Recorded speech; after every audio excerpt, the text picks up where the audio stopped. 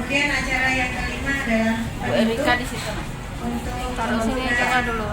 acara kita hari ini. Marilah kita buka dengan membaca basmalah. Lewat sini, Bu Erika.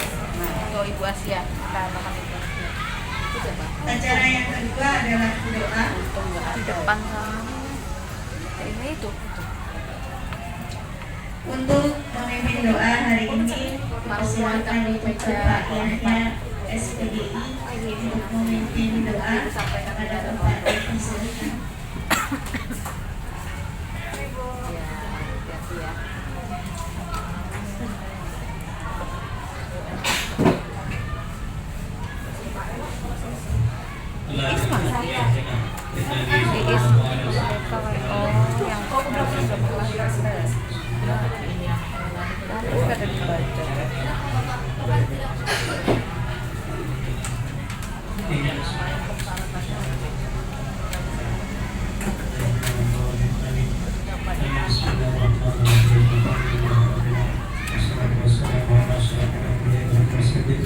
Sayyidina Nabiyina Muhammadin wa ala alihi wa sahbihi ajma'in.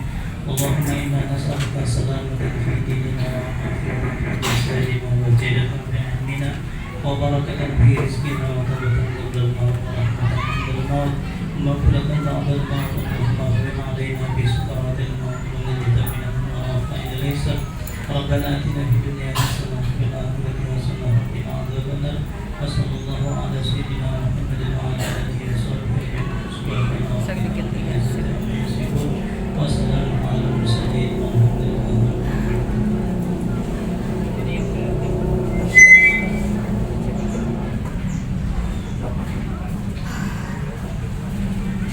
Terima kasih untuk Bapak yang sudah menyampaikan. Mudah-mudahan kegiatan kita hari ini bisa berjalan dengan lancar.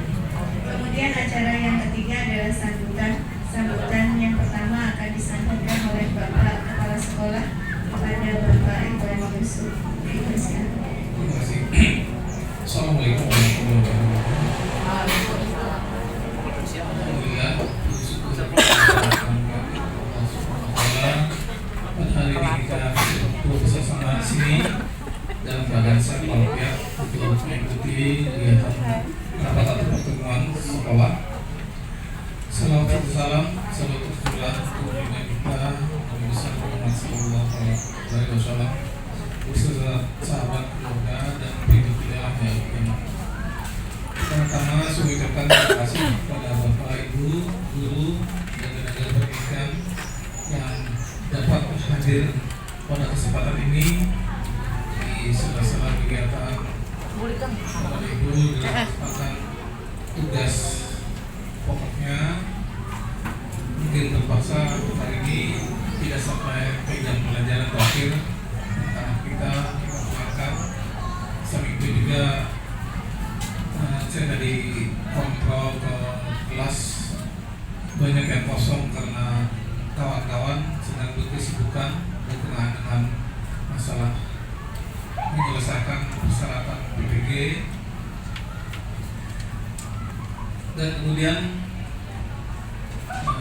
ada beberapa hal yang kita tidak lanjuti sehingga kita bisa mengadakan rapat pada hari ini. Ternyata diseminasi budaya positif, di mana ini adalah rangkaian dari kegiatan guru penggerak, dan hal ini akan dilaksanakan oleh calon guru penggerak SMA Negeri 1 Jorong, yaitu Ibu Raisa, yang akan memaparkan mengenai budaya positif ya, yang sebagai satu syarat untuk menjadi guru penggerak. Saya mengharapkan di sini mudah-mudahan di SMA ini akan semakin tambah lagi guru. Ya, assalamualaikum warahmatullahi wabarakatuh. Waalaikumsalam warahmatullahi wabarakatuh. Bismillahirrahmanirrahim. Alhamdulillahirrahmanirrahim. Salatu wassalamu ala asrafil anbiya wal mursalin Sayyidina Maulana Muhammadin wa ala alihi washabihi ajma'in. Yang terhormat Bapak Ikhwan Yusuf selaku Kepala SMA Negeri 1 Jorong. Yang kami hormati Bapak Ibu Dewan Guru dan seluruh staf tata laksana SMA Negeri 1 Jorong yang berbahagia. Dan terlupa pula, alhamdulillahirrahmanirrahim, puji dan puji syukur selalu kita panjatkan kehadirat Allah Subhanahu wa Ta'ala, karena dengan limpahan rahmatnya kita dapat melaksanakan rapat dinas hari ini. Dan di sini saya sekalian melaksanakan kegiatan aksi nyata diseminasi budaya positif berkaitan tugas dari pendidikan guru penggerak. Terima kasih banyak Bapak dan rekan-rekan sekalian telah memberikan ruang dan waktu untuk saya menyampaikan diseminasi budaya positif ini. Salawat serta salam selalu kita haturkan keharibaan junjungan kita bagi Nabi besar Muhammad SAW beserta keluarga, sahabat, kerabat beliau hingga pengikut beliau hingga yaumul akhir, dengan harapan kita diakui sebagai umatnya dan mendapatkan syafaatnya di akhir kelak nanti. Kita laksanakan di sekolah kita.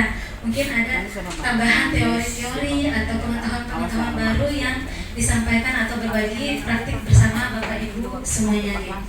Nah, untuk aksi nyata diseminasi budaya positif ini, ya, di sini Kepala SMA Negeri 1 Jorong Bapak Ikhwan Yusuf, kemudian fasilitator yang memfasilitasi saya ya, adalah Bapak Rois Saifuddin Juhri MPD, beliau dari Yogyakarta. Kemudian pengajar praktik adalah Ibu Masita SPD, beliau adalah guru di SMA Negeri 1 Batu Ampar. Kemudian pengantarnya konsep pendidikan menurut Ki Hajar Dewantara, karena Bapak pendidikan kita adalah Ki Hajar Dewantara, melibatkan pengakuan akan pentingnya budaya dan lingkungan positif di sekolah yang menempatkan murid sebagai fokus utama. Dalam konsep Ki Hajar Dewantara, pendidikan bukan hanya transfer pengetahuan, tetapi juga mencakup pembentukan karakter dan pengembangan potensi setiap murid. Jadi kita tidak hanya mentransfer pengetahuan atau ilmu akademik kita, tetapi juga pembentukan karakter, ya, perilaku mereka. Kemudian oleh karena itu menciptakan budaya dan lingkungan yang mendukung, inklusif, dan memperdayakan di sekolah menjadi kunci untuk mewujudkan visi pendidikan yang diinginkan. Sama sepertinya visi sekolah kita yaitu mewujudkan terwujudnya peserta didik yang beriman dan bertakwa kepada Tuhan Yang Maha Esa, kemudian berdaya saing, berorientasi lingkungan. Kemudian selanjutnya, nah, dalam konsep inti budaya positif ini, Bapak Ibu, ini ada beberapa pembahasan. Yang pertama itu adalah perubahan paradigma belajar. Yang kedua, disiplin positif. Yang ketiga, motivasi perilaku manusia. Yang keempat, kebutuhan dasar manusia. Posisi kontrol guru, keyakinan kelas, dan segitiga restitusi. Dari konsep inti budaya positif ini sebenarnya sudah kita laksanakan. Ya, mungkin nanti ada pembahasan lebih mendalamnya lagi. Itu untuk yang pertama, perubahan paradigma belajar. Pembelajaran paradigma baru merupakan pembelajaran yang dirancang berdasarkan prinsip pembelajaran berdiferensiasi, di mana kita tidak membedakan pembelajaran antara peserta didik satu dengan yang lainnya. Kemudian sehingga para peserta didik belajar sesuai kebutuhan berdasarkan tahap perkembangan sesuai teori psikologi modern untuk mewujudkan profil pelajar Pancasila kita. Yang pertama itu adalah beriman dan bertakwa kepada Tuhan Yang Maha Esa dan berakhlak mulia. Kemudian berkebinekaan global, bergotong royong, kreatif, bernalar kritis dan mandiri. Nah, ada kegiatan pemantik Bapak Ibu. Jadi sebelum kita membahas itu ada kegiatan. Nih, coba misalkan, coba Anda bayangkan kalau kita ini misalnya adalah jadi seorang si A. Kemudian kita menyimpan sesuatu yang berharga di dalam kepala tangan kita. Anda perlu menjaga benda tersebut sekuat tenaga Anda karena begitu pentingnya dalam kehidupan Anda. Teman Anda boleh membujuk, menghardik, mengintimidasi, memarahi, menggoda, menggelitik, bahkan menawari Anda uang agar Anda bersedia membuka kepala tangan Anda. Nah, jadi kita diibaratkan kegiatan pemantiknya adalah kita mengepalkan tangan kita. Ada sesuatu yang berharga di sini. Kemudian ada bujukan, rayuan, bisa dari rayuan berupa kata-kata manis atau malah mengintimidasi, memarah birahi atau dengan uang. Nah, kemudian apakah Anda atau B membuka kepala tangan Anda? Mengapa Anda, alasan Anda atau membuka kepala tangan Anda? Jadi saat kita menggenggam, kemudian kalau dipraktikkan sebenarnya Bu, jadi kawan yang satunya ini mencoba memegang tangannya, membuka tangan kawannya. Nah, kemudian alasan kita, kemudian kita membuka atau menutup ini. Setelah itu Anda atau B menutup kepala tangan Anda. Nah, dalam kegiatan itu sesungguhnya siapa yang memegang kendali atau kontrol untuk membuka menutup kepala tangan Anda? Kira-kira kalau kita yang mengepalkan tangan, siapa yang memegang kontrol untuk membuka dan menutup kepala? Apakah dari teman? Dari rayuan? Dari mana Bapak Ibu? Diri sendiri. Dari kita sendiri. Ya. Kemudian untuk selanjutnya, nah dari kegiatan kemantri ini ternyata yang mengontrol diri kita, itu adalah diri kita sendiri. Nah, selanjutnya apa hubungannya? Mari kita lanjutkan kegiatannya. Kemudian, nah selanjutnya psikiater dan pendidik Dr. William Glasser dalam kontrol teori yang kemudian dari berkembang dan dinamakan choice theory meluruskan beberapa miskonsepsi tentang makna kontrol ya Bapak Ibu ya. Nah, miskonsepsi tentang kontrol, teori kontrol, ada ilusi guru mengontrol murid. Yang kita pikirkan sekarang itu adalah kita bisa mengontrol murid. Padahal sebenarnya itu suatu miskonsepsi menurut William Glasser tadi. Ya, ilusi guru mengontrol murid.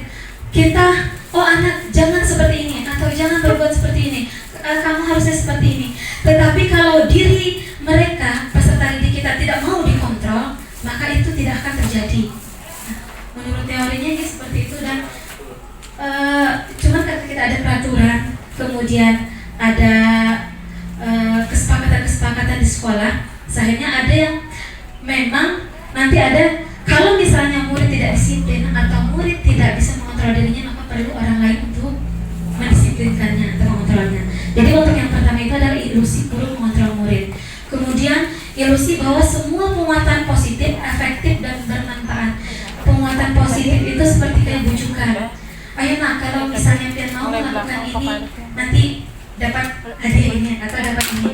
Nah, sebenarnya pemikiran kita dengan kalau misalnya jangka pendeknya mungkin itu akan efektif, tetapi jangka panjangnya mereka kalau tidak dibujuk, tidak dirayu atau tidak diberi penghargaan imbalan apapun, mereka jadi ya, malah tidak berkembang kreasi mereka. Kemudian yang berikutnya adalah ilusi bahwa kritik dan membuat orang merasa bersalah dapat menguatkan karakter. Nah, di sini ternyata kalau berdasarkan teori-teori ya Pak Ibu ya. Jadi, kemudian ilusi bahwa kritik dan membuat orang merasa bersalah dapat menguatkan karakter. Tetapi ada beberapa anak yang itu tadi kalau bukan jangankan anak, kita sendiri pun kalau dikritik terkadang malah mendaunkan karakter kita, mendaunkan sifat kita jadinya. Padahal kita sebenarnya merasa bahwa kita mengkritik anak tersebut menjadi kuat. Ya, tapi ada beberapa anak atau kita sendiri pun terkadang kalau ada dengan kritikan-kritikan yang tidak sesuai dengan kita, akhirnya kita jadi down gitu. Okay. Kemudian ada lagi ilusi bahwa orang dewasa memiliki hak untuk memaksa. Nah, di sini sama, mungkin kita sebagai guru bisa memaksa anak, tapi lebih balik lagi. Sebenarnya yang memegang kontrol diri mereka adalah diri mereka sendiri. Mungkin pada saat itu mereka saat kita suruh masukkan bajunya, mereka mau memasukkan, mungkin mereka mau dikontrol pada saat itu. Tapi ada saatnya kita lengah-lengah, keluar lagi bajunya. Ini. Nah, kemudian selanjutnya mengubah paradigma stimulus respon ke pendekatan teori kontrol. Stimulus respon itu ada respon ini, ada diberi stimulus, kemudian ada responnya. Nah, realitas atau kebutuhan kita sama. Jadi kita menganggap bahwa kita harus menjadikan murid seperti ini misalnya. Kita inginkan murid yang baik. Nah, terkadang realitas atau kebutuhan kita sama, kita menganggapnya sama. Padahal di setiap anak itu berbeda-beda. yaitu ada di teori kontrol. Realitas kebutuhan kita berbeda. Semua orang melihat hal yang sama. Setiap orang memiliki gambaran yang berbeda. Ya. Kemudian kita mencoba mengubah orang agar berpandangan sama dengan kita. Kita berusaha kalau di teori kontrol kita berusaha memahami pandangan orang lain tentang dunia. Artinya tadi adanya perbedaan-perbedaan. Nah, itu tadi berkaitan dengan diferensiasi. Kemudian perilaku buruk dilihat sebagai suatu kesalahan. Semua perilaku memiliki tujuan. Kenapa di teori kontrol ini semua perilaku memiliki tujuan? Terkadang kalau misalnya ada peserta didik melakukan kesalahan atau membangkang atau misalnya melakukan hal-hal yang unik aja di kelas. Nah, ternyata kita anggap itu mungkin sebagai kesalahan. Mereka melakukan kesalahan, misalnya tidak memperhatikan kita atau apa. Tapi ternyata mereka itu pasti mempunyai perilaku atau tujuan. Tujuannya mungkin perlu perhatian. Nanti ada Bapak Ibu berkaitan dengan kebutuhan dasar manusia, 5 dasar kebutuhan dasar manusia. Perlunya kasih sayang, ya kan, perlunya perhatian. Nah, di situ nanti ada. Jadi semua perilaku sama seperti kita diri sendiri pasti melakukan hal-hal itu mempunyai tujuan. Nah, orang lain bisa mengontrol saya, hanya Anda yang mengontrol diri kita. Jadi dalam teori kontrol itu adalah kalau stimulus respon menganggap bahwa orang lain bisa mengontrol diri kita. Tapi kalau di teori kontrol itu hanya Anda, hanya kita, hanya diri kita sendiri yang bisa mengontrol kita. Saya bisa mengontrol orang lain, Anda tidak bisa mengontrol orang lain. Pemaksaan ada pada saat bujukan gagal, kolaborasi, konsensus dan menciptakan pilihan-pilihan baru. Kemudian ada modal berpikir menang, kalah. Kalau di teori kontrol modal berpikir menang dan menang. Kemudian untuk yang selanjutnya, yang pertama tadi dengan paradigma baru kita. Kemudian yang kedua adalah disiplin positif. Makna kata disiplin. Ketika mendengarkan kata disiplin, apa yang terbayang di benak Anda? Apa yang terlintas di pikiran Anda? Kebanyakan orang akan menghubungkan kata disiplin dengan tata tertib, teratur, dan kepatuhan pada peraturan. Kata disiplin juga sering dihubungkan dengan hukuman, padahal itu sesungguhnya berbeda. Karena memberikan hukuman justru itu adalah salah satu alternatif terakhir, dan kalau perlu tidak digunakan sama sekali. Kemudian selanjutnya, Bu,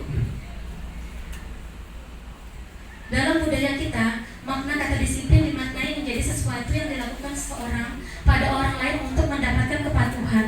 Kita cenderung menghubungkan kata disiplin dengan ketidaknyamanan. Seperti apa? Kita lanjutkan kembali. Bapak pendidikan kita, Ki Hajar Dewantara menyatakan, di mana anak ada kemerdekaan, disitulah harus ada disiplin yang kuat. Sungguh pun disiplin itu bersifat self-disiplin, yaitu kita sendiri yang mewajibkan kita sekeras-kerasnya, tetapi itu semua sama saja. Sebab, jikalau kita tidak cakap melakukan self-disiplin, wajiblah penguasa lain mendisiplinkan diri kita. Dan peraturan demikian itulah harus ada di dalam suasana yang merdeka. Jadi, di sini dalam kata-kata pendidikan kita, Ki Hajar Dewantara, jadi kalau kita keras untuk bersikap disiplin, otomatis itu akan berjalan lancar. Tetapi kalau tidak bisa, maka perlulah orang lain yang mendisiplinkan kita. Ya, lanjut. Kemudian, nah di situ Ki Hajar Dewantara menyatakan bahwa untuk mencapai kemerdekaan atau dalam konteks pendidikan kita saat ini, untuk menciptakan murid yang merdeka, syarat utamanya adalah harus ada yang disiplin yang kuat. Disiplin yang dimaksud adalah disiplin diri yang memotivasi internal, yang memiliki motivasi internal. Jadi nanti berkaitan dengan motivasi internal di sini, kita juga ada 3 perilaku motivasi manusia. Ada yang internal dan ada yang eksternal. Nah, nanti dari 3 itu ada terbagi menjadi 2, yaitu internal dan eksternal. Maka kita memerlukan pihak lain untuk mendisiplinkan kita, atau motivasi eksternal karena berasal dari luar. Jadi kalau disiplin diri kita itu adalah internal kita, ya kan? Kemudian kalau misalnya berkaitan dengan ada orang lain yang mendisiplinkan kita adalah motivasi eksternal. Kemudian sebagai pendidik, tujuan kita adalah menciptakan anak-anak yang memiliki disiplin diri sehingga mereka bisa berperilaku dengan maju pada nilai-nilai kebajikan universal dan memiliki motivasi intrinsik bukan ekstrinsik. Jadi yang lebih ditekankan itu adalah motivasi, membangun motivasi dalam diri mereka. Kemudian untuk yang selanjutnya, cara penerapan disiplin yang mengajarkan anak bertanggung jawab dan menumbuhkan kesadaran diri berdasarkan nilai-nilai kebajikan. Lebih ke arah disiplin diri yang dapat mengontrol diri dalam melakukan segala tindakan. Kemudian dapat membuat murid memahami dan menyadari berdasarkan motivasi internal, bukan akibat paksaan, pujian, dan hukuman. Jadi disiplin positif ini lebih ditekankan berkaitan dengan kemampuan mereka untuk mengontrol diri mereka sendiri. Nah,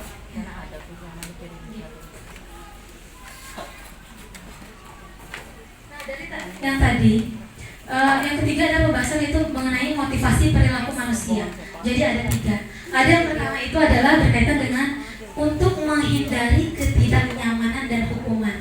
Misalnya nih, dalam pembelajaran kita, anak tersebut mengerjakan tugas kita, tetapi ternyata mereka dalam diri mereka itu adalah supaya tidak dihukum oleh kita. Nah, itu merupakan mereka untuk menghindari ketidaknyamanan atau menghindari hukuman dari kita. Itu merupakan motivasi eksternal. Kemudian untuk yang selanjutnya untuk mendapatkan imbalan penghargaan dari orang lain. Nah, di sini sama. Jadi yang kalau ulun sendiri, kalau saya sendiri menganggap kadang-kadang tuh ada pas waktu pengajaran supaya anak semangat nih, memberikan apresiasi konkret. Bagus, itu bagus sekali. Tapi untuk jangka pendek, kalau jangka panjangnya ya nanti akhirnya anak ketergantungan, membatasi kreativitas mereka, menghambat. Kemudian mereka kalau tidak mendapat imbalan dari kita kecewa. Nah, jadinya ada permusuhan dari kita. Kemudian untuk yang ketiga ini lanjutkan lah Ibu. Ada nanti dirincikan ini 2. Jadi untuk menghindari ketidaknyamanan atau hukuman, untuk mendapatkan imbalan penghargaan dari orang lain merupakan motivasi eksternal. Kemudian untuk menjadi orang yang mereka inginkan dan menghargai diri sendiri dengan nilai-nilai yang mereka percaya merupakan motivasi internal. Artinya, saya mengerjakan tugas ini karena memang tanggung jawab saya sebagai peserta didik. Karena saya ingin menjadi orang yang disiplin, tepat waktu dalam mengumpulkan tugas. Tapi PR-nya mungkin untuk kita Bapak Ibu guru semuanya, ya tidak semua anak yang bisa memunculkan motivasi internal mereka. Nah, sebaiknya hindari hukuman dan pemberian penghargaan berlebihan agar meminimalisir motivasi eksternal dalam diri murid.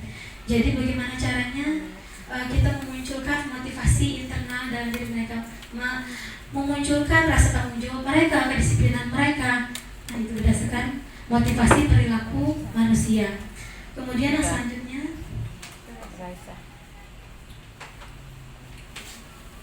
dalam diri murid. Jadi bagaimana caranya kita memunculkan motivasi internal dalam diri mereka, memunculkan rasa tanggung jawab mereka, kedisiplinan mereka. Nah, itu berdasarkan motivasi perilaku manusia. Kemudian yang selanjutnya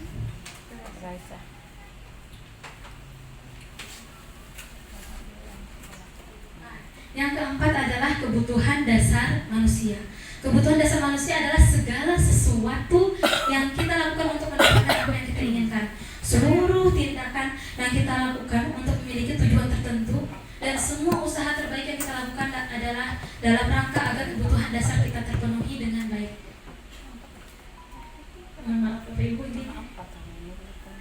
Jadi di sini kebutuhan dasar itu pokoknya semua yang berkaitan dengan kebutuhan apa yang kita perlukan. Ya. Di sini ada, lanjutkan kembali Bu. Ya. 5 dasar kebutuhan manusia.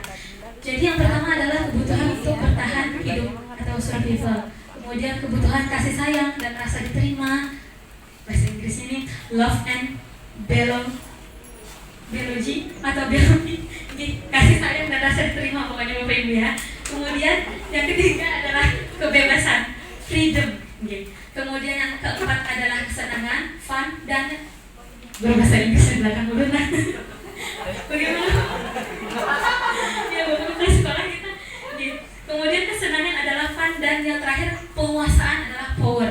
Nah, di sini akan dijelaskan satu persatu. Jadi ini Bapak Ibu ulun belajar juga, jadi sama-sama saling berbagi. Kita mungkin Bapak Ibu ada yang sudah mempelajari ini, mungkin di internet bahannya banyak sekali. Nah, jadi nanti bisa berbagi praktik baik bersama. Kemudian yang pertama itu adalah bertahan hidup atau survival. Kebutuhan yang bersifat fisiologis untuk bertahan hidup, misalnya kesehatan, rumah, dan makanan. Kebutuhan biologis seperti bagian dari proses reproduksi, kemudian termasuk kebutuhan untuk tetap bertahan hidup. Komponen psikologisnya pada kebutuhan ini meliputi kebutuhan akan perasaan aman. Nah, misalnya kalau di sini kita berkaitan dengan peserta didik kita. Kalau di kelas misalnya ada peserta didik yang mengganggu kawannya saat mereka makan, atau ada yang mereka meminta bekal-bekal mereka tuh. Mungkin ada beberapa anak yang seperti itu. Nah, ternyata kalau kita menganggap dari segala kebutuhan mereka itu, oh ternyata anak ini nakal, misalnya mengganggu kawannya makanan atau meminta-minta seperti itu. Padahal mungkin saat itu dia adalah untuk bertahan hidup. Ada kebutuhan dasar mereka yang mereka tidak dapatkan di rumah misalnya, tidak mempunyai bekal, tidak mempunyai uang. Oh ternyata seperti itu. Jadi ada kebutuhan dasar yang mereka mereka lakukan melalui tindakan mereka tersebut, yaitu misalnya adalah bertahan untuk hidup. Ya. Kemudian untuk yang selanjutnya, kasih sayang dan rasa diterima. Kebutuhan akan hubungan dan koneksi sosial, kebutuhan untuk memberi dan menerima kasih sayang, dan kebutuhan untuk merasa menjadi bagian dari kelompok. Kadang-kadang anak kalau di kelas itu ada aja tingkahnya, hendak ke toilet kah, atau mengganggu kawannya kah juga, atau apa. Oh ternyata mereka rasa perlu kasih sayang kita atau perhatian dari kita, karena mungkin mereka di rumah itu tidak mendapatkan kasih sayang, kemudian mereka itu tidak, atau dalam di kelas tersebut tuh dia merasa diacuhkan sehingga mengganggu kawannya. Nah sebenarnya ada mungkin terselip kebutuhan dasar mereka, yaitu rasa diterima di dalam kelompok. Jadi perlu kita dalam setiap kelompok itu misalnya mengaktifkan peserta didik. Mungkin teorinya seperti itu, kalau kita itu adalah harus pembelajaran itu berpihak pada murid, peserta didik yang aktif. Tapi terkadang ada saja beberapa peserta didik kita yang tidak aktif atau memanfaatkan keaktifan temannya. Nah, kemudian untuk yang selanjutnya, kebebasan atau freedom, kebutuhan akan kemandirian, otonomi, memiliki pilihan dan mampu mengendalikan arah hidup seseorang. Anak-anak dengan kebutuhan kebebasan yang tinggi menginginkan pilihan. Mereka perlu banyak bergerak, suka mencoba-coba, tidak terlalu terpengaruh dengan orang lain, dan senang mencoba hal baru dan menarik. Jadi dalam setiap kebutuhan dasar manusia itu pasti ada dampak negatif atau positif, atau perilaku positif dan negatif mereka. Positifnya misalnya kalau berkaitan dengan kebebasan, mereka ingin dihargai prestasi mereka. Kebebasan yang tinggi menginginkan pilihan, mereka perlu banyak bergerak. Kemudian kalau misalnya dalam pembelajaran, terkadang misalnya dalam pembelajaran matematika saja, ada anak-anak yang aduh bu, bosan pelajaran itu aja bu aja, model itu kayak itu aja, ulun kada bisa diam misalnya. Nah ternyata mereka itu ada keperluan dasar mereka, yaitu kebebasan. Mungkin kita dalam proses pembelajaran kita, bagaimana caranya mereka itu bisa berkembang sesuai dengan minat, bakat, potensi mereka. Tetapi mungkin itu sangat sulit diterapkan, tapi insya Allah bisa ya. Walaupun berkembang secara sedikit demi sedikit. Kemudian yang selanjutnya berkaitan dengan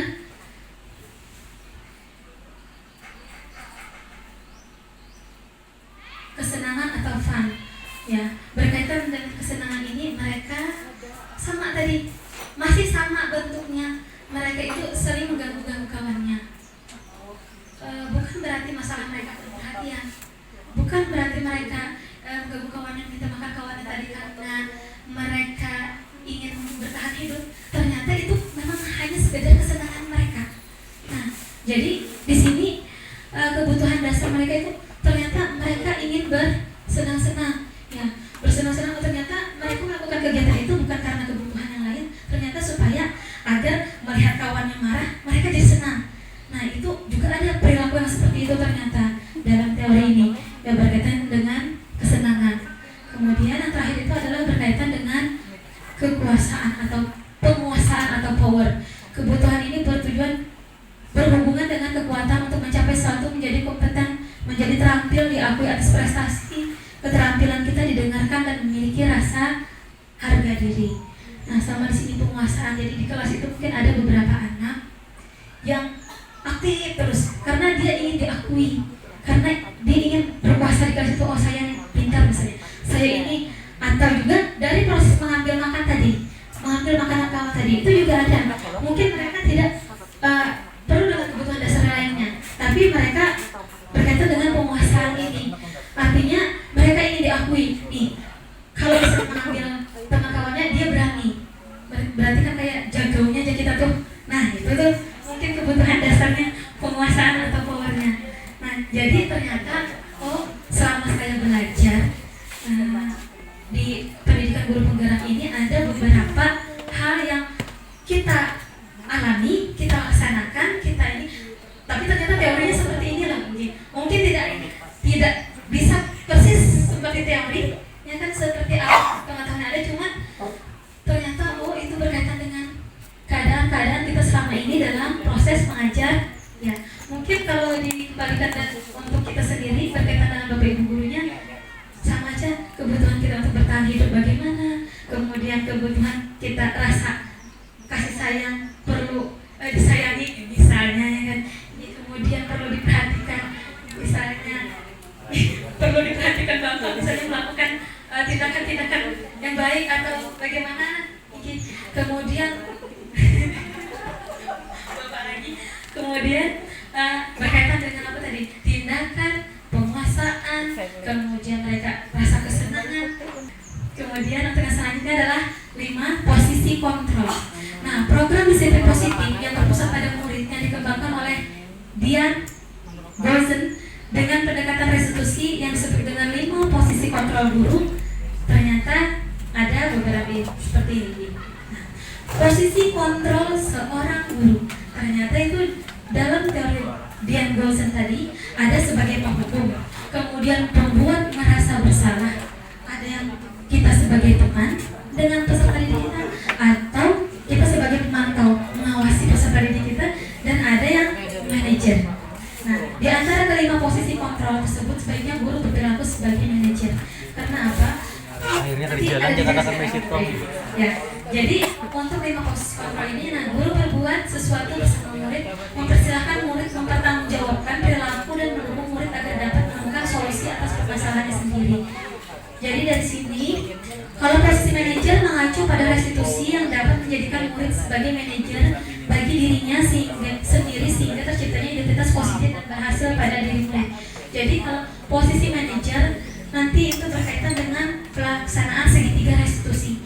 Jadi dalam penyelesaian masalah, bagaimana caranya kita memberikan kepada peserta didik agar mereka menemukan sendiri cara menyelesaikan masalah mereka. Itu berkaitan dengan ini nanti restitusi atau segitiga restitusi. Jadi ada 3 tahapan.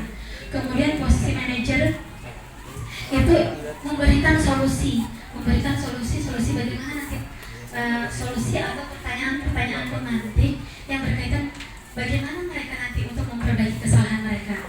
Nah, itu nanti akan dijelaskan sedikit juga. Kemudian yang selanjutnya motivasi eksternal, motivasi intrinsik. Nah, ya, jadi ini ada sebagai penghukum, pembuat merasa bersalah, teman, pemantau, manajer. Ternyata dari segala kegiatan kita di sekolah, misalnya guru berbuat menghardik, menunjuk, menyakiti, menyingkir. Jadi kalau menghukum itu sepertinya, kalau saya sendiri mungkin perasaan itu kalau Anda sebagai penghukum atau sebagai teman. Nah, kalau sebagai posisi manajer itu sepertinya prosesnya luar biasa sekali nanti. Ya, perlu bertahap sedikit demi sedikit.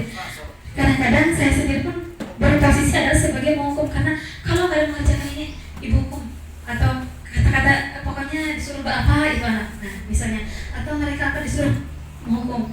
Nah, kalau kamu tidak melakukan saya akan, kalau kamu tidak mengerjakan maka saya akan, ya. Itu ternyata adalah kata-kata kita sebagai posisi guru, kita sebagai penghukum. Kemudian hasilnya memberontak, pendendam, menyalahkan orang lain. Nah, itu hasilnya itu adalah pada peserta didik kita. Mungkin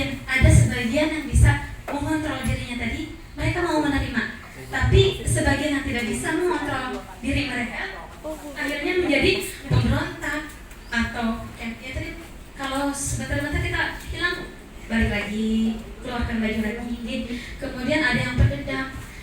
Kemudian tuh ingat pada waktu semalam tuh Ibu Raisa salam terus Ibu Ani tuh seperti ini ya. Misalnya Ibu Ani ya. Bu Ani contohnya Bu Ani. Menyalahkan orang lain. Atau biasanya, Bu Ai salah juga Bu Ai ya. Iya kan keluar juga bajunya kan ada yang seperti itu. Ini gara-gara kita hukum si anak tersebut. Nah, tapi dalam yang di awal-awal tadi akhirnya ujung-ujungnya kalau memang sudah ada kalau diatur lagi ya sudah hukuman tadi ya kan. Kemudian untuk membuat merasa bersalah, berceramah menunjukkan kekecewaan yang dalam. Kamu sudah mengecewakan Bapak Ibu. Apa kamu tidak kasihan sama Ibu? Jangan itu. Kecewa tadi sudah. Nah itu akhirnya kan anaknya jadi rasa bersalah nih atas kesalahan mereka. Apapun itu. Ibu ini sudah kecewa badan atau kadang kasihan gak bagian kami lawan Ibu nih. Ibu ini sudah mulai pagi sampai siang ceramah ya, masih ya di Pandaran. Nah modelnya tuh ternyata itu maaf sambil bahasa Banjar mulai karena Banjar ya, membuat orang merasa bersalah. Kemudian sebagai teman menguatkan alasan-alasan untuk dilakukan untuk Bapak Ibu ya sudah nanti Bapak Ibu bantu bereskan. Biasanya turun sendiri mengadakan pembelajaran.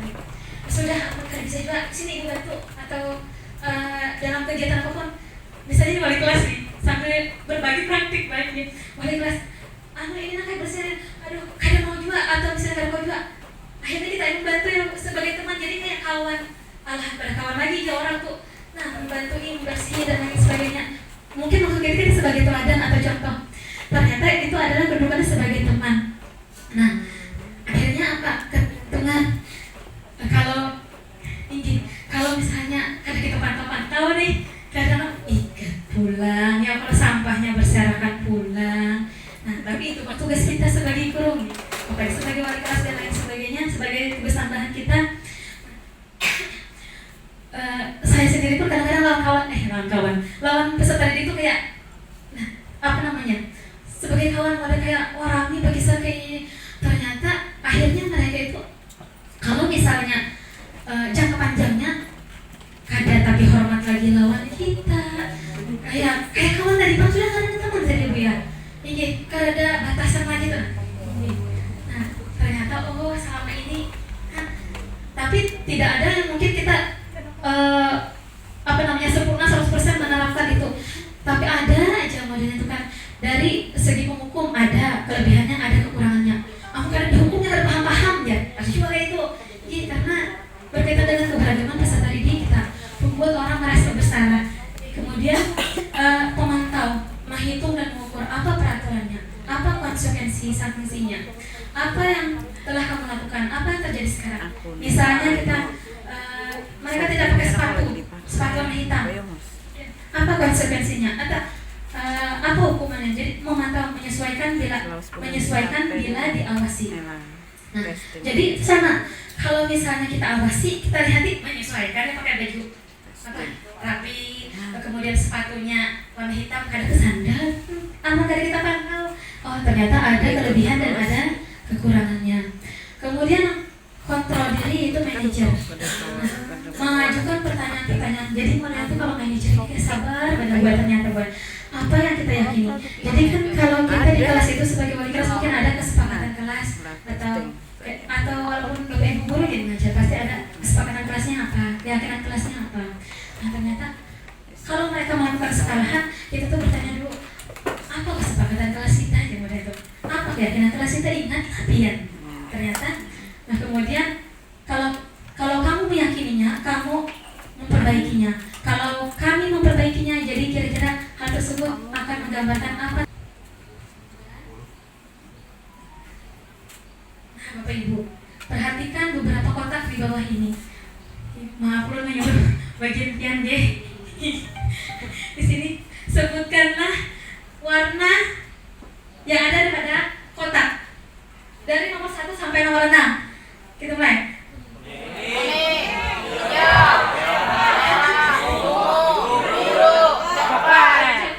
Tapi masih ada merah ya. Baca tulisannya.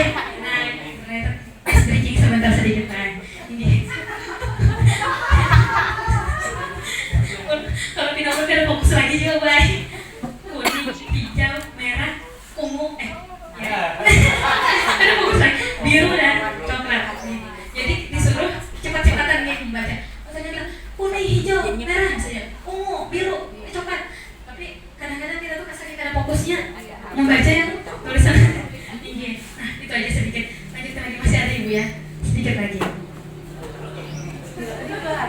Banyakin kan Pak. Banyak-banyak apa gua?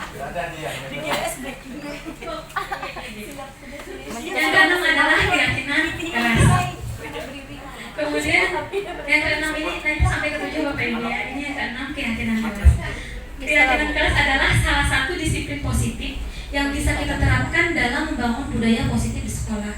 Dengan adanya keyakinan kelas, di setiap kelas diharapkan dapat mewujudkan tujuan pendidikan yang berorientasi kepada profil pelajar Pancasila.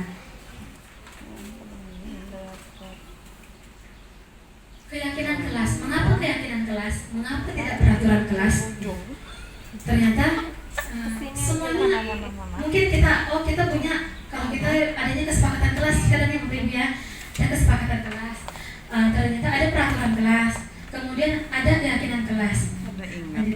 Mengapa seperti itu? Mengapa keyakinan kelas? Ternyata keyakinan kelas lebih efektif daripada peraturan kelas karena keyakinan kelas berfokus pada internalisasi nilai-nilai positif, bukan sekedar kepatuhan terhadap aturan.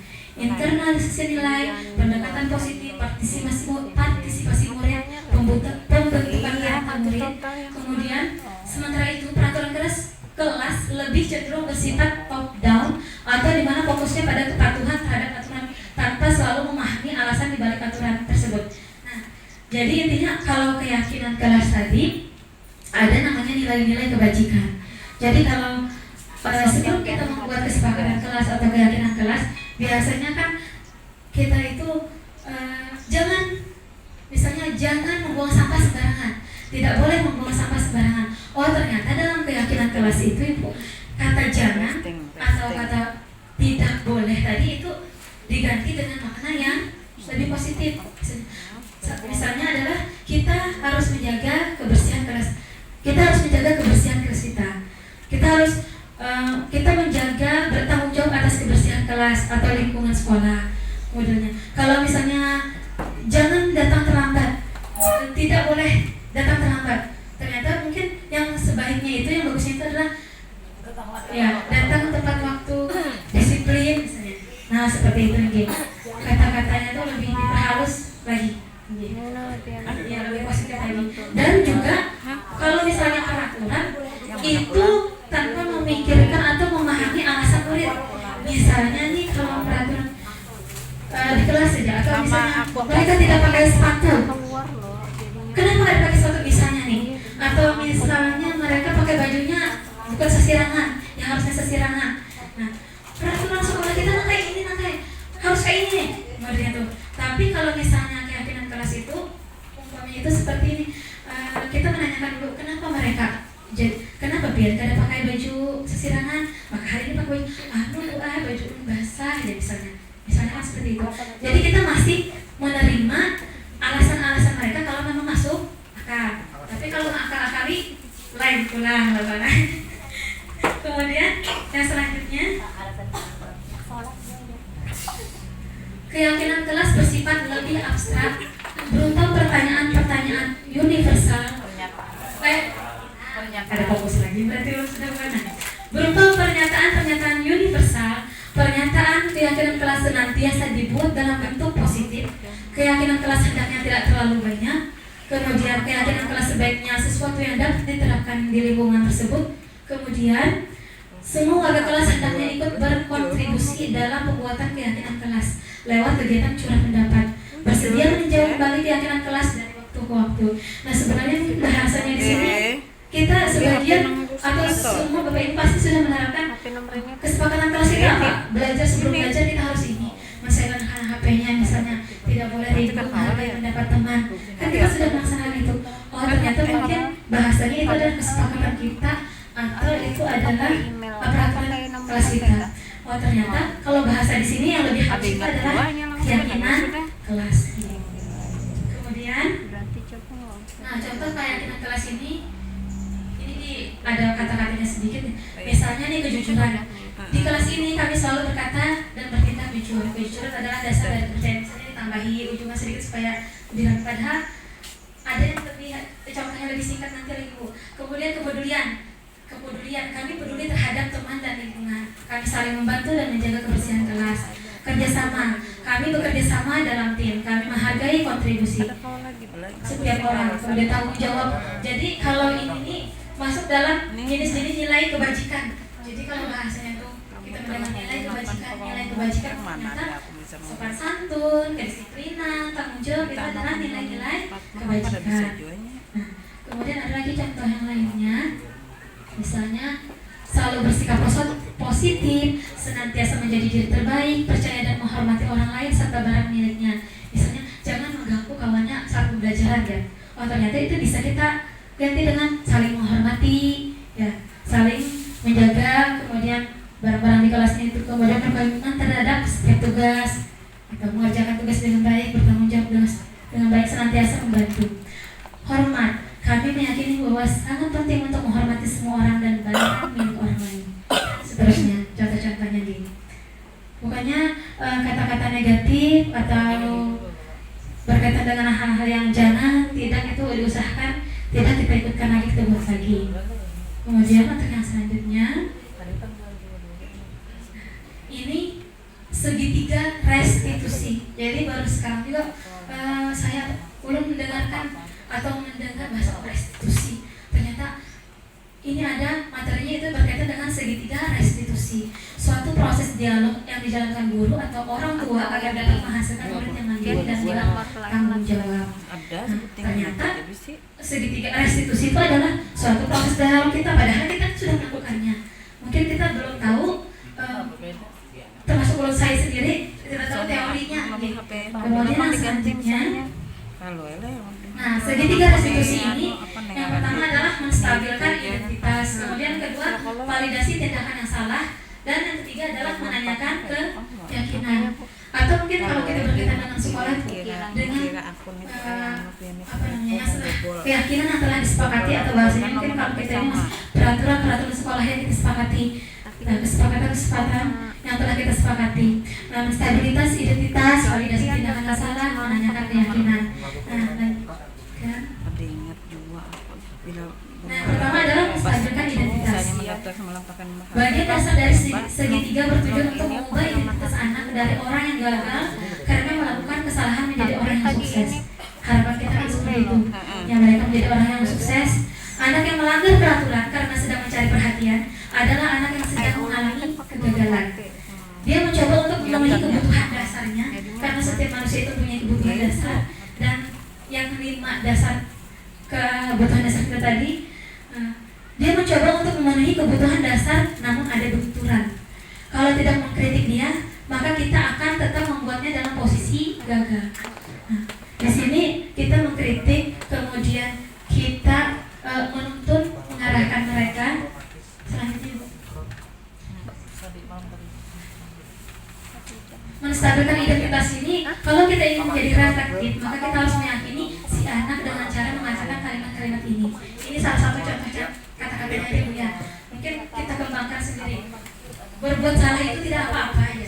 Wadahnya itu pas awal-awal nih, sebelum kita meminta anak menyadari kesalahan mereka, kita berkata dulu untuk menstabilkan identitas atau keadaan mereka. Berbuat salah itu tidak apa-apa, atau tidak ada manusia yang sempurna. Saya juga pernah melakukan kesalahan seperti itu ya. Kemudian kita bisa menyelesaikannya. Bapak Ibu tidak tertarik mencari siapa yang salah. Jadi saat menghadapi anak, misalnya kita berkata-kata, Ibu tidak tertarik mencari siapa yang salah. Nah, tapi Ibu hendak mencari solusinya supaya kamu memperbaiki kesalahan bagian yang tadi. Nah, udah itu kayak itu. Kemudian kamu berhak merasa begitu. Mungkin ada mereka itu memiliki alasan-alasan apa, akhirnya kita bisa mengatakan kamu berhak merasa begitu misalnya. Kemudian apakah kamu sedang menjadi teman yang baik buat diri kamu sendiri? Jadi secara tidak langsung mengingat-ingatkan mereka. Setelah yang pertama, yang kedua adalah kita melakukan validasi tindakan yang salah. Menurut teori kontrol, semua tindakan manusia baik atau buruk pasti memiliki maksud dan tujuan tertentu. Sama dengan kita, mungkin sama dengan peserta didik kita, mereka melakukan hal-hal itu ternyata pasti ada tujuannya tuh. Atau minta perhatian membuktikan, misalnya membuktikan. Kemudian misalnya Kemudian apalagi seorang guru yang memiliki teori kontrol pasti akan mengubah pandangannya dari teori stimulus respon ke cara berpikir proaktif yang mengenali tujuan dari setiap tindakan.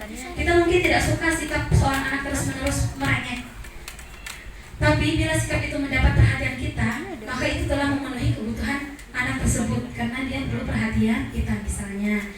Nah, itu adalah validasi tindakan salah. Contohnya itu kalimat-kalimat doi ini yang mungkin terdengar asing buat guru, namun bila dikatakan dengan nada tanpa menghakimi akan memvalidasi kebutuhan mereka. Padahal kamu bisa loh melakukan misalnya hal yang lebih buruk daripada ini.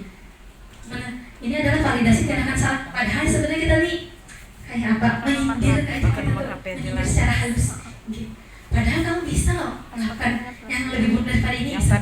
Nah, kemudian kamu pasti punya alasan kamu melakukan hal ini.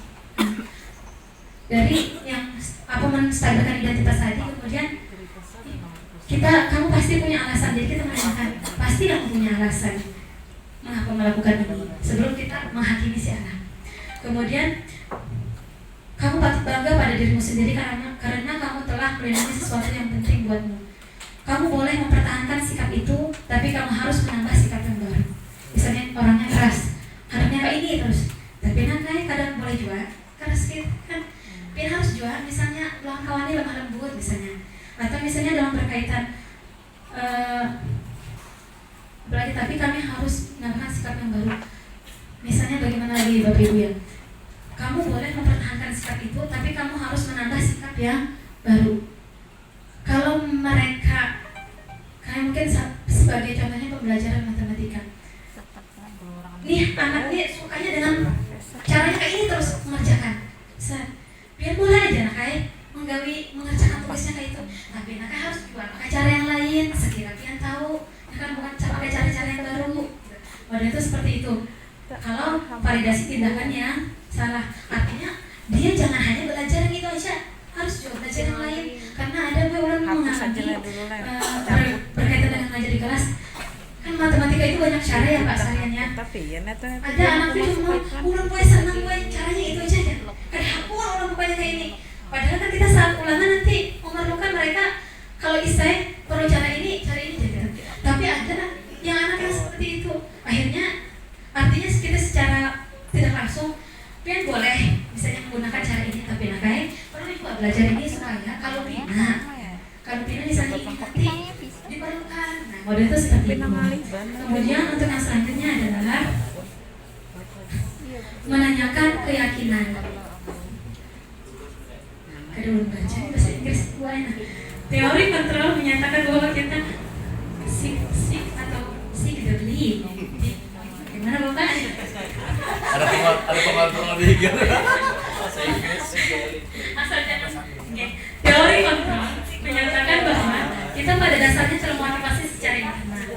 Ketika identitas sukses tercapai, oh kita nih akhirnya anak itu mereka kadang langsung jadi rasa bersalah. Mereka itu kita tanya-tanyain tadi, oh mereka berani akhirnya mengungkapkan dan tingkah laku yang salah telah divalidasi, artinya ini salah sebenarnya kan.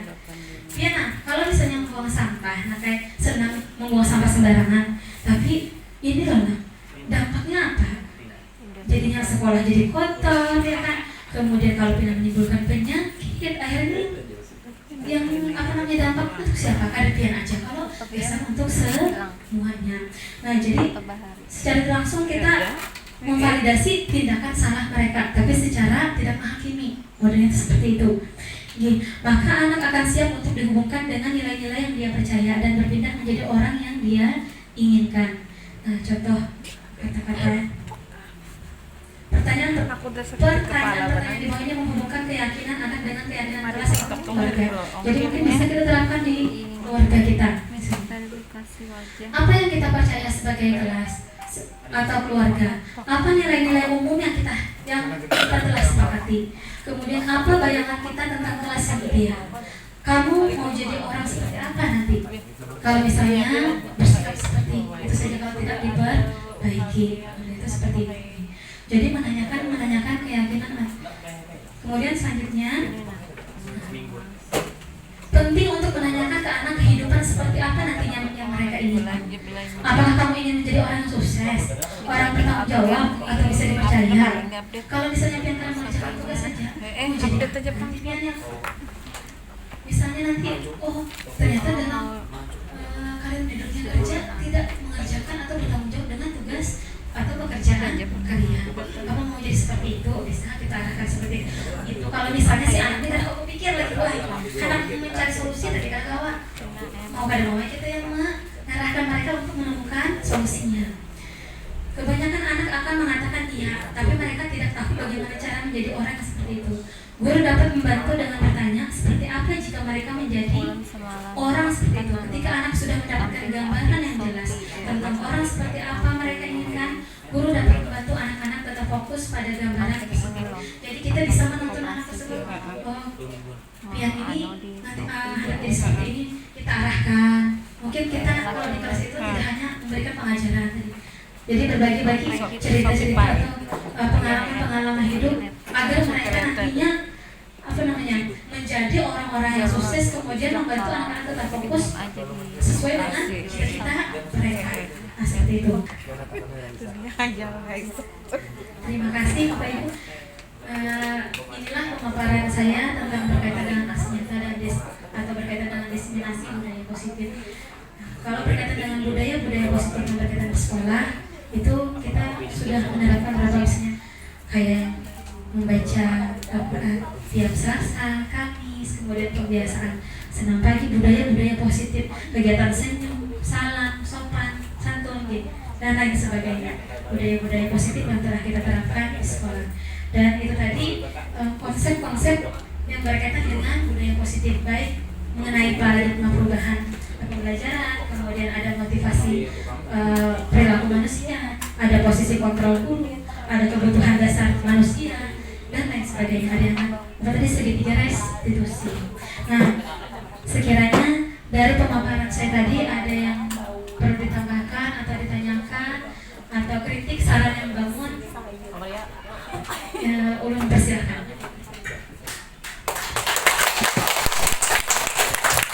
Terima kasih Bapak Ibu semua ini.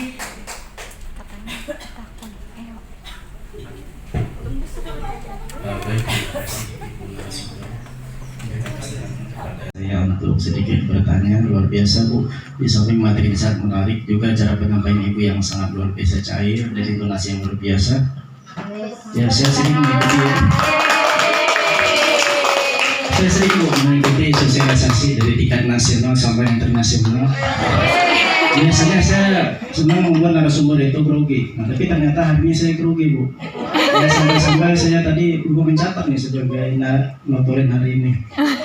Baik Bu, mengenai diseminasi budaya positif, ya ini mungkin merupakan implementasi Bu ya daripada budaya positif di lingkungan sekolah, yang mana tujuannya adalah menyelenggarakan, memotivasi warga sekolah untuk berbuat positif di lingkungan sekolah. Itu tadi Bu ya. Ada dua pertanyaan Bu mungkin yang bisa ulun sampaikan ke sampean, yaitu pertama adalah masalah motivasi. Tadi Ibu menyampaikan ada 3 motivasi. Kita sebagai pendidik bisa menjadi faktor motivasi eksternal Bu ya kepada peserta didik. Salah satunya adalah dengan kita memberikan penghargaan, imbalan atau reward gitu Bu ya. Nah, sebagai kita pemberi penghargaan tadi, tentu ada dampak jangka panjang dan jangka pendeknya Bu ya kepada peserta didik kita. Minta tolong Bu, minta jelaskan apakah ada dampak tersebut kepada peserta didik. Satu.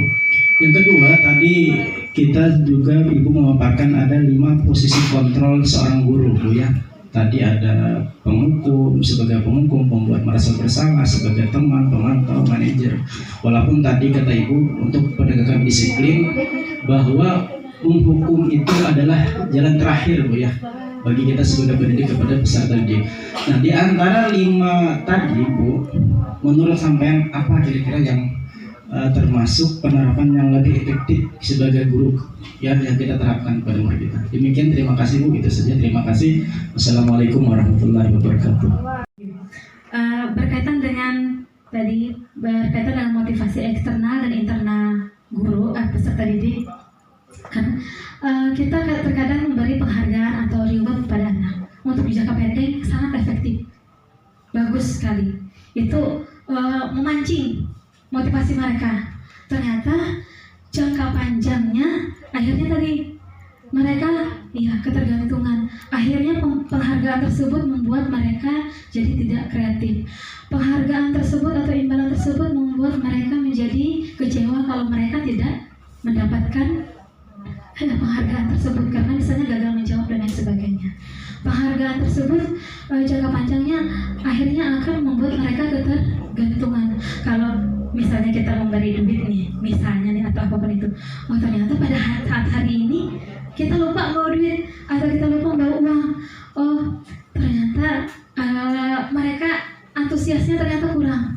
Nah, karena mereka tadi menganggap bahwa mereka akan mendapatkan imbalan ternyata atau penghargaan atau reward.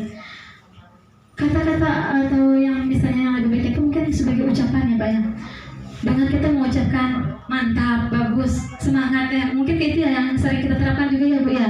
Kalau misalnya anak berbuat baik, mantap, semangat, bagus. Mungkin ya itu lebih mengurangi daripada kita sangat boleh mungkin kita memberi penghargaan kepada anak dengan memberikan kata-kata yang positif, kata-kata yang luar biasa, atau sewaktu-waktu pada saat mungkin kegiatan-kegiatan tertentu kita juga memberi reward kepada anak, tapi jangan keseringan atau berlebihan lah bahasanya tadi. Karena dengan berlebihan tersebut jangka panjangnya membuat anak menjadi dengan segala ketergantungan, tidak kreatif lagi. Kalau kada diberi hadiah, kada kau berpikir tentang mereka sudah, misalnya seperti itu. Itu yang pertama. Kemudian yang kedua adalah berkaitan dengan 5 posisi kontrol guru, yaitu sebagai yang pertama tadi adalah sebagai penghukum, kemudian pembuat merasa bersalah, kemudian lagi ada teman, kemudian pemantau dan manajer. Untuk yang paling efektif pastinya itu adalah sebagai manajer. Cuman perlu proses dan perlu kesabaran. Tetapi kadang-kadang kita juga bisa mengkolaborasi karena bahasnya apa mungkin membuat rasa bersalah mereka atau kita sebagai teman mereka, tapi ujung-ujungnya nanti kita adalah sebagai manajer kita. Itu Bapak yang bisa ulun sampaikan, terdapat ulun kurang lebihnya. Bagaimana Bapak Salahuddin? Terima kasih. Bagaimana Bapak Ibu sekalian? Kemudian kepada Ibu Ani dipersilakan. Apa yang Ibu Raisa sampaikan, semoga budaya positif ini bisa menular kepada para guru yang ada di SMA 1 Jorong. Namun ada beberapa hal yang mungkin ulun tanyakan. Yang pertama, bagaimana sih cara memunculkan kesadaran agar kesadaran itu muncul dari dalam internal siswa? Karena kalau saya dengar dari pemaparan Ibu, yang paling baik itu adalah kesadaran yang muncul dari internal daripada yang eksternal. Nah, yang ingin saya tanyakan, bagaimana kita cara memunculkan, karena kenyataannya dalam praktiknya kita sangat susah sekali memunculkan rasa yang ada di dalam diri anak itu. Itu yang pertama. Yang kedua, bagaimana kita bisa memunculkan sikap berpikir kritis anak, khususnya untuk pelajaran biologi ya Bu ya. Mereka itu kebanyakan senang saat praktikum, tapi saat disuruh menganalisis atau semacam diberi pertanyaan pemantik sudah gitu ya, diberi pertanyaan-pertanyaan yang supaya mereka berpikir kritis sudah, tapi kadang jawaban yang mereka sampaikan itu tidak sesuai dengan ekspektasi yang kita harapkan. Bagaimana cara supaya mereka itu bisa berpikir kritis, khususnya di sekolah kita, karena dari satu kelas paling 1-2 orang yang mampu berpikir seperti itu. Yang ketiga, berhubungan dengan aturan sekolah ya, aturan vs konsekuensi tanpa hukuman gitu. Tapi realitanya yang ada di kita, misalnya anak terlambat sekolah, jam berapa masuk? Jam 7.30. Nah, berarti kan biasanya ada guru BK yang mendata. Nah, toh ujung-ujungnya biasanya dikasih hukuman walaupun hukumannya positif, gitu. Misalnya disuruh bersihkan WC. Nah, kalau dari pemaparan ibu itu kan sebenarnya harusnya kita hindari.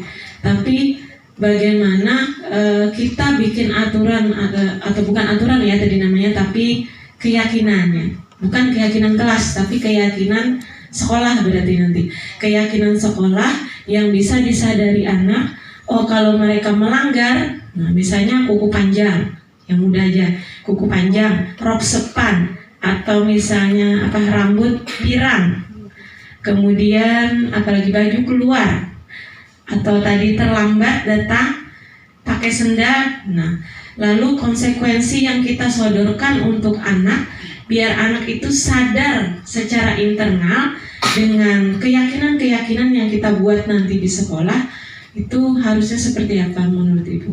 Mungkin itu yang ingin saya tanyakan. Salah mohon maaf. Assalamualaikum warahmatullahi wabarakatuh.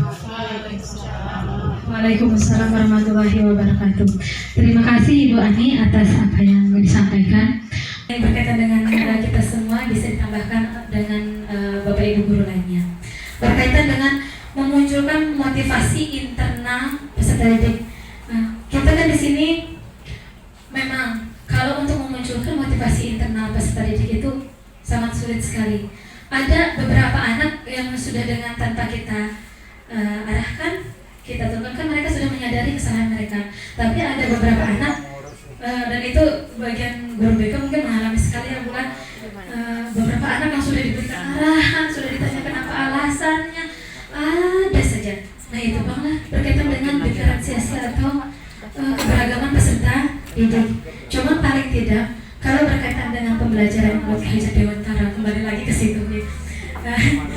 Kita itu adalah mendidik anak itu dengan cara menuntun mereka, mengarahkan mereka.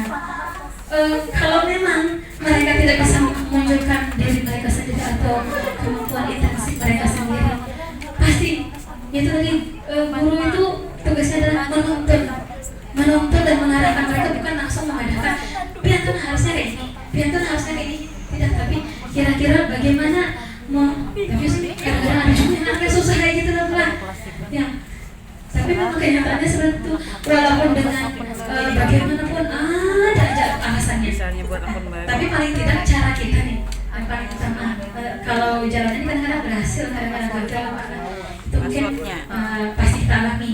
Nah cuman itu tadi bagaimana caranya kita menuntun, mengarahkan mereka agar mereka bisa menggali atau menimbulkan rasa tanggung jawab mereka dengan misalnya saya sendiri lah, misalnya dalam pembelajaran berkaitan dengan tugas mereka misalnya tidak bekerjakan, pian enaknya di sekolahan loh, bagaimana pian nanti kalau di dunia kerja, kalau misalnya kalian menggawi, mungkin ulun banyak juga kekurangannya bola dalam pekerjaan ulun dan sebagainya, cuma paling tidak kita mengarahkannya kayak apa nanti bagian pian dalam dunia kerja kalau kalian mengerjakan terus kalian dapat gaji, kemudian pasti ditegur dan lain sebagainya.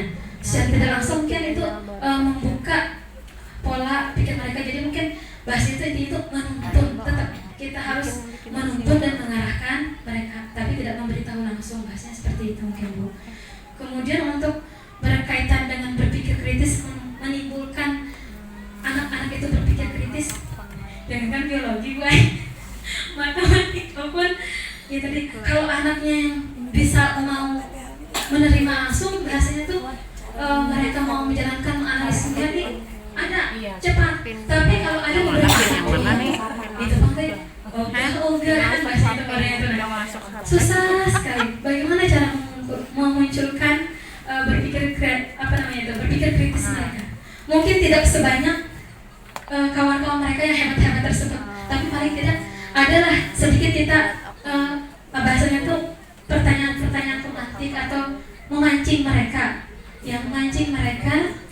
bagaimana mereka mau berpikir. Misalnya kalau matematika sendiri, kalau kalian diberi diberi contoh soalnya beda sedikit aja gue, sudah, aduh ada bisa belum menghitung lah Pak Sarian ya, gitu kan. Jadi belum gitu hanya menulis soal, belum pulang menganalisis gue, membedakan hanya menulis soal. Aduh bu, kada bisa bu. Padahal belum apa namanya mau coret-coret maksud ibu itu kan biar hati dulu. Coret-coret sedikit dulu nanti di mana. Jadi mungkin arah kita sambil mengarahkan, oh ternyata dicoret-coret, nah kayak dulu sedikit, nah di mana biar kan paham prosesnya. Nah di situ ibu yang membantu. Amun kada ada sama sekali, contohnya kosong sama sekali, kayak ini lembar kosong, kayak apa kita hendak membuat anak berpikir kritis ya bu ya. Mereka menulis saja susah, modalnya tuh nah. Jadi itu tadi kembali ke diri kita masing-masing, kembali kita sebagai guru dengan berbagai cara kita menuntun lagi, mengarahkan anak kita lagi kan, dengan kesabaran. Itulah diferensiasi atau keberagaman peserta didik. Tidak semuanya bisa kita samaratakan kemampuan mereka, mungkin itu kemampuan berpikir kritis mereka mungkin ada sebagian seini, Bu Ani, ada yang sebagian seini, modalnya itu seperti itu. Nah, kemudian yang ketiga tadi berkaitan dengan peraturan sekolah kita, ujung-ujungnya hukum.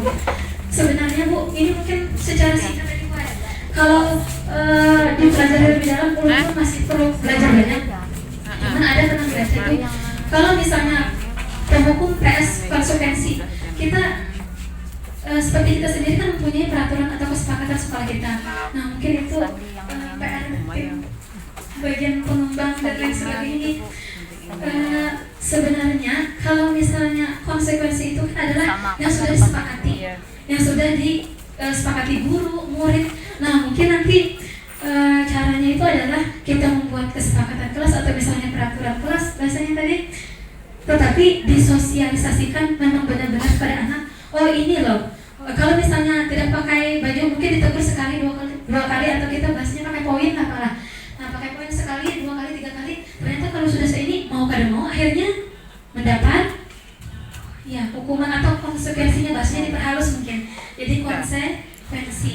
Nah konsekuensinya tadi mungkin ya macam-macam sesuai peraturan sekolah yang ada. Nah seperti itu Ibu Ani. Mungkin Bapak Ibu guru lainnya bisa menambahkan.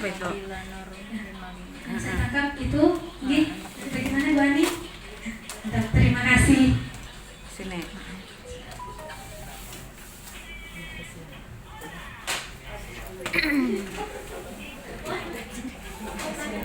Oke, terima kasih. Kemudian bagaimana Bapak Ibu guru lainnya, ada masukan saran tambahan lainnya atau pertanyaan lainnya? Apakah? Kalau sudah cukup, mungkin ya Bapak Ibu ya. Sekali lagi ulun ucapkan terima kasih karena memberikan ruang dan waktu kepada ulun menyampaikan aksi nyata diseminasi budaya positif berkaitan dengan tugas bagi ulun ya berkaitan dengan pendidikan guru penggerak. Mudah-mudahan kita semuanya seperti motivasi guru penggerak itu kayak awalnya tergerak, bergerak, menggerakkan. Jadi tergerak dulu diri kita, bergerak dan menggerakkan. Tergerak dulu kita untuk mau ikut terjun di dunia apa namanya guru penggerak. Habis itu tergerak diri kita, habis itu bergerak kita sedikit demi sedikit, walaupun tidak bisa langsung banyak. Mudah-mudahan bisa, dan dukungan motivasi dari Bapak Ibu semua ulun mohonkan bantuannya. Kemudian baru kita tergerak, bergerak dan menggerakkan sama-sama. Gitu. Begitu nih. Mengucapkan terima kasih sekali lagi. Mohon maaf atas segala kekurangan karena masih proses belajar juga. Terima kasih Bapak Ibu. Mohon maaf atas segala kekurangan terulang kembali. Wassalamualaikum warahmatullahi wabarakatuh.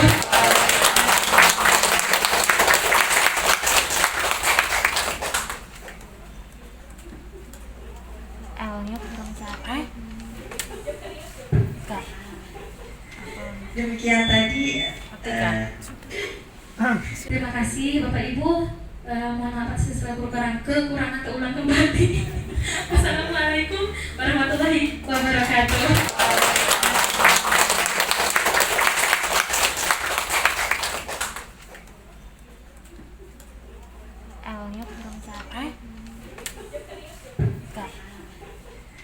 Demikian tadi.